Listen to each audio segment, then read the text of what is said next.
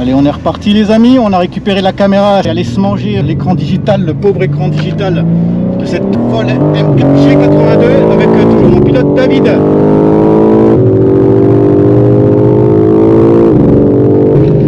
Avec ce superbe dévers, on enchaîne une série de virages qui plapent. Allez, on est en plein sur la ligne droite, descend à 230 km/h, on va avoir un gros freinage là. Ah là là là là.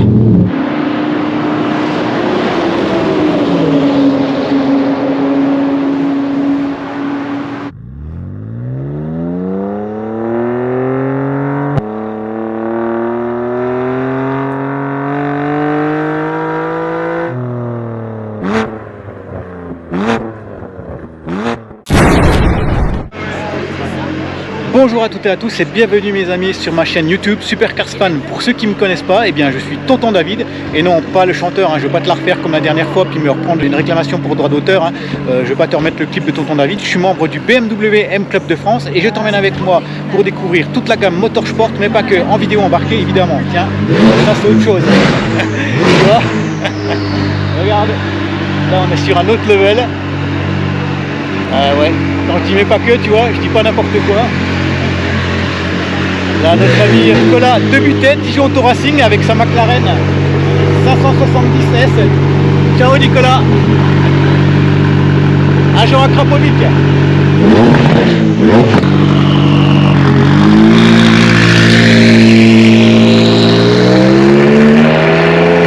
Je t'avais pas menti quand je dis je suis membre du BMW M Club de France et je t'emmène en vidéo embarquée, mais pas que. Ça c'est un des prochains objectifs, la McLaren de Dijon Auto Racing avec Nicolas qui rentre donc chez Dijon Auto Racing.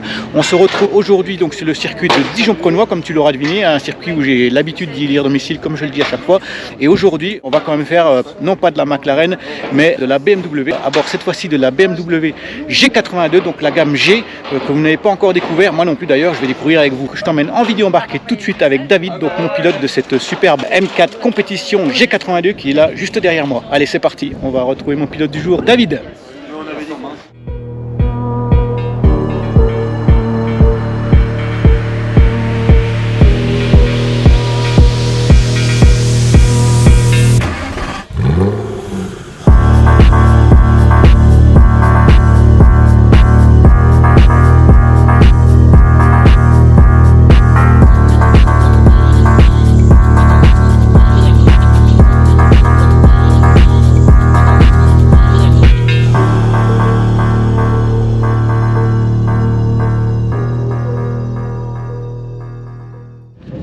Voilà, mes amis Supercars fans, je suis avec David qui est le pilote de cette fabuleuse M4 compétition G82. Alors David, je pense que tu es le mieux à me parler de ta voiture, donc c'est une voiture qui fait 510 chevaux je crois, tu m'as dit. 510 chevaux exactement, ça c'est sur le papier. Ouais. Tous ceux qui l'ont mis sur des bancs font plus 530, 535, donc ouais. Bon, c'est la marge que les constructeurs automobiles ont sur les moteurs. Je sais que Ferrari a tendance à aller un petit peu en bas, bon ça il faut rien dire, mais en tout cas BM je sais qu'il donne un petit peu plus, donc voilà. Donc on dit 510 chevaux sur le papier, elle est full stock. C'est une voiture totalement d'origine, ouais.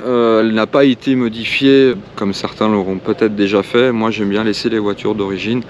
Très honnêtement, c'est une voiture performante. On n'a pas besoin de partir dans des aventures, de tout changer. D'accord. On peut laisser d'origine. Chose surprenante, j'ai dû changer les plaquettes avant cette session ici sur Dijon-Prenois. Ouais. Et je me suis rendu compte que BMW utilise déjà des pagides. Alors c'est pas les RSL bien sûr, les petites jaunes comme ceux qui connaissent, ouais. mais okay. Voilà, donc c'est déjà des pagides dont pourquoi ça freine déjà aussi bien. Tu confirmes, ça freine. Il n'y a pas besoin d'ouvrir la portière et de sortir la basket. Non. Non, Il n'y a pas besoin de déployer quoi que ce soit. Okay. C'est génial, donc ça c'est bien. Oui. Bon, donc 510 chevaux, bah écoute, on va s'équiper et puis on se retrouve dans l'habitacle avec donc mon pilote du jour, David, et non parfait. Tonton David, attention, ne confondez pas, Tonton David c'est moi. Allez, à tout de suite, on se retrouve dans la voiture. Donc voilà les amis, je suis à bord de la M4, donc c'est une G82. G82, M4 compétition, ouais. Avec le MXO Drive. Donc on a les 4 roues motrices, première fois qu'on a ça sur une M4, donc okay. On a les 4 roues motrices. Et édition 50e anniversaire livrée en 2022. D'accord, donc on est parti pour la version G82. Vous avez fait avec moi quelques tours de piste sur ce superbe circuit Dijon-Prenois avec toute la gamme Motorsport, la version F. Donc je vous rappelle, chez BMW ce sont des lettres pour différencier les millésimes des voitures. Donc la version F c'est terminé. Alors là juste devant, ça commence bien, on a la toute nouvelle M2. Alors c'est la G87 hein, je crois la nouvelle, c'est ça si je me trompe pas. G87, Voilà, c'est la nouvelle M2 qui est à l'essai, qu'on n'aura pas le temps d'essayer aujourd'hui. Je sais pas ce que vous en pensez, mais elle a fière allure, moi je trouve que c'est pas mal. Allez, on lui fait un petit extérieur. Ils sont chauds les David, ils sont chauds.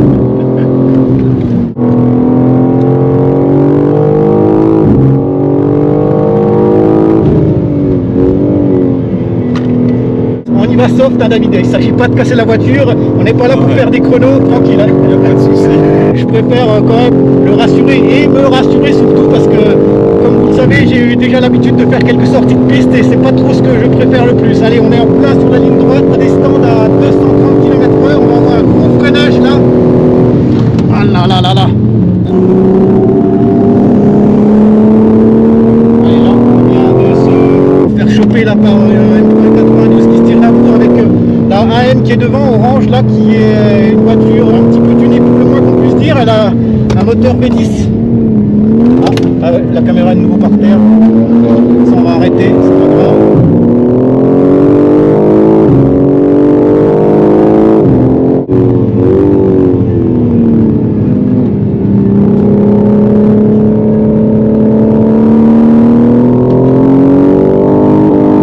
Oh non non non. Ouais, ça marche bien.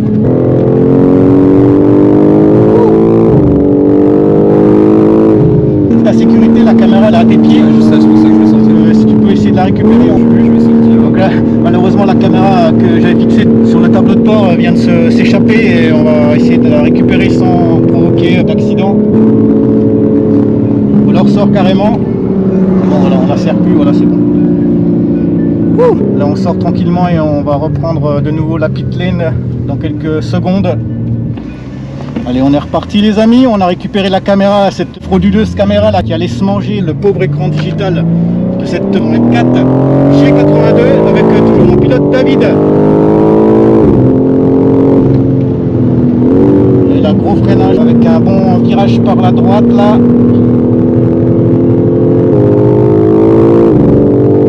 Voilà, avec ce superbe dévers, on enchaîne une série de virages qui flap.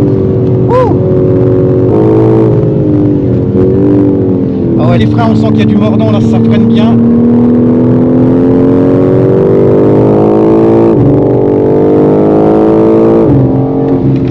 Oh là là là.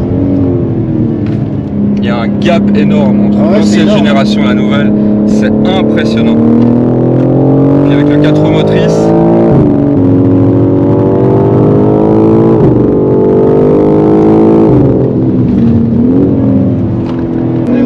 on est quand même à 115, 120, 130.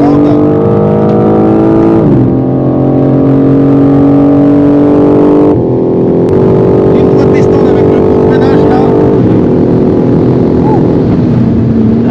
Ah.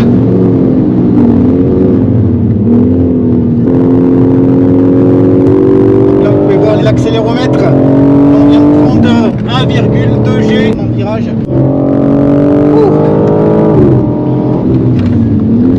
C'est énorme, là je commence à avoir chaud les amis là, donc vous voyez j'ai pris le sac anti-vomi. Et est-ce que vous pensez que j'aurai assez? Ce sera le dernier tour, on va sortir après hein, je pense, parce que là je commence à avoir chaud.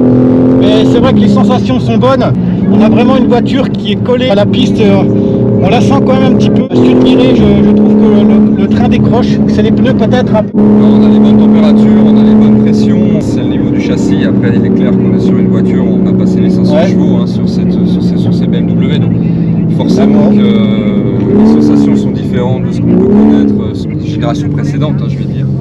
Ok. Vraiment dingue. Bah écoute, je te remercie David. Moi je te dis, on se retrouve tout à l'heure pour un petit débriefing et là il va faire encore quelques tours de piste. Avec grand plaisir. Tu me dis comme tu rien.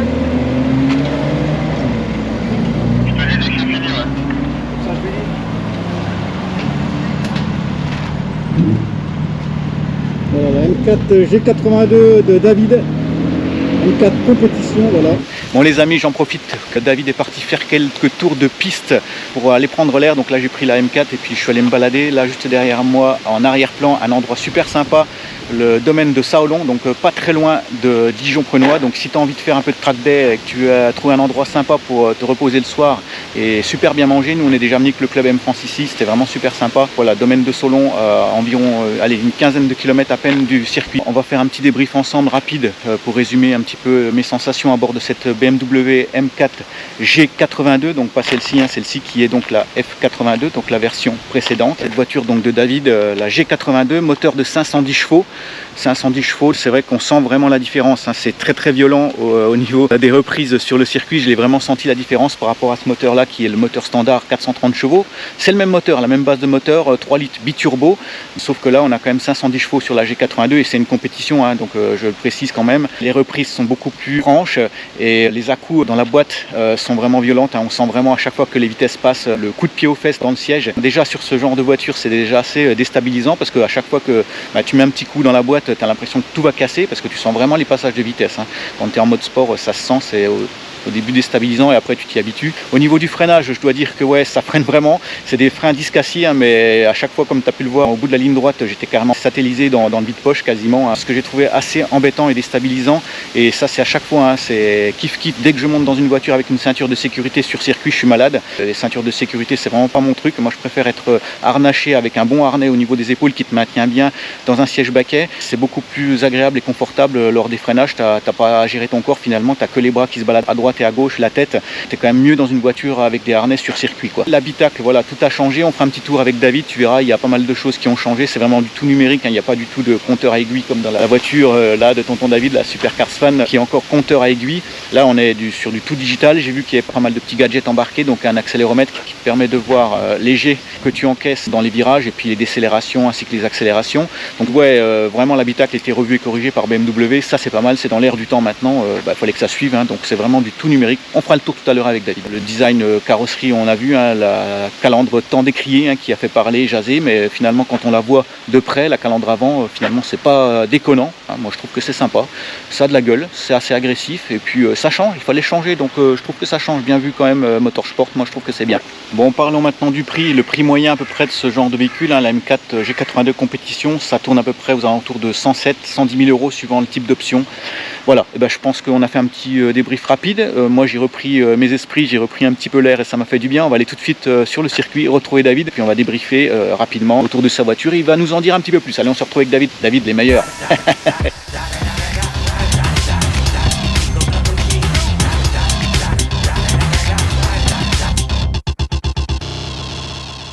Je suis de nouveau avec mon pilote, donc David. On vient de faire 3 tours de piste, hein. La grosse amélioration par rapport aux anciennes versions F. Là, on a carrément tout un écran digital, hein.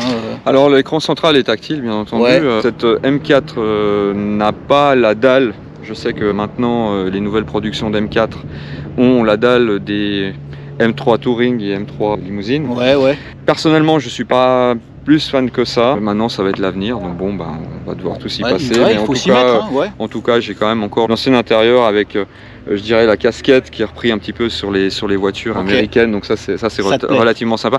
On est plus vraiment dans cet environnement piste, course qu'on a sur les hypercars type Huracan et GT3 de Porsche. Donc, voilà, une petite préférence, donc je suis content d'avoir cet intérieur. Au niveau des suspensions, rien de spécial, rien de particulier, hein, Alors bon, ça reste des châssis adaptatifs des Motorsport.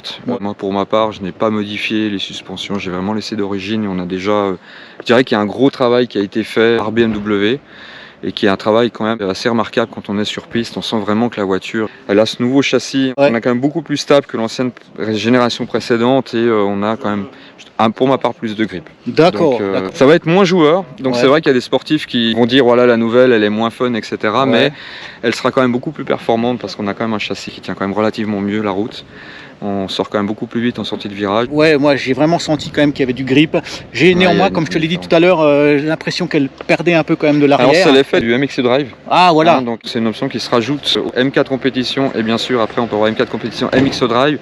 Donc bien sûr BMW a quand même travaillé ce système qu'on n'aille que 30% de traction et 70 derrière. Donc c'est pour ça qu'on a quand même cette sensation où la voiture elle bouge quand même un petit peu dans le virage, mais elle reste extrêmement stable parce que la puissance bien sûr repasse devant dès que... D'accord. Et Mix Drive, c'est un 4x4, un 4 roues motrices. Hein, donc, c'est un vrai 4 roues motrices. C'est tout nouveau chez BMW. Hein, c'est arrivé avec ces nouvelles générations. L'avantage, c'est, et ça pour les puristes, parce que beaucoup vont poser la question, il est débrayable. Donc voilà. On peut bien sûr mettre la voiture en 2 roues, désactiver ce qu'on connaît tous, le DSC, et faire tous les virages au travers. Et drifter. Et drifter. Et ça reste. Alors par contre, le drift reste quand même difficile sur cette nouvelle génération parce qu'on a vraiment quand même beaucoup plus de grip. D'accord. Hein, on a des pneus quand même beaucoup plus larges aussi, donc on peut bien sûr drifter, mais voilà.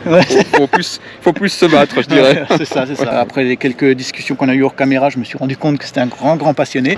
Il a eu plusieurs BMW à son actif. On va pas toutes les citer, tellement il y en a. Il y en a quelques-unes, en effet, oui. Eh ben écoutez, les amis, on le remercie. David, à très vite pour un prochain track avec le BMW M Club de France, peut-être à Dijon-Prenois ou à Manicourt, on n'en sait rien, on verra. On se retrouvera en tout cas. Ça marche. Merci, c'était avec super plaisir. sympa. Merci à toi. Merci David.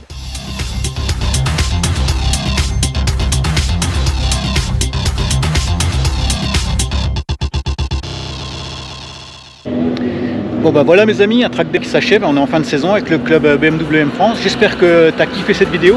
Alors encore une fois, t'oublie pas de liker et surtout de t'abonner avec le petit carré magique, hein, comme je te l'ai dit en début de vidéo. C'est vachement important pour moi pour m'aider à avoir un bon référencement avec mon algorithme YouTube qui me fait défaut à chaque fois. Et puis moi je te dis à très bientôt pour une prochaine vidéo avec Super Carspan et surtout mon ami, t'oublie pas, tu restes connecté. Ciao ciao.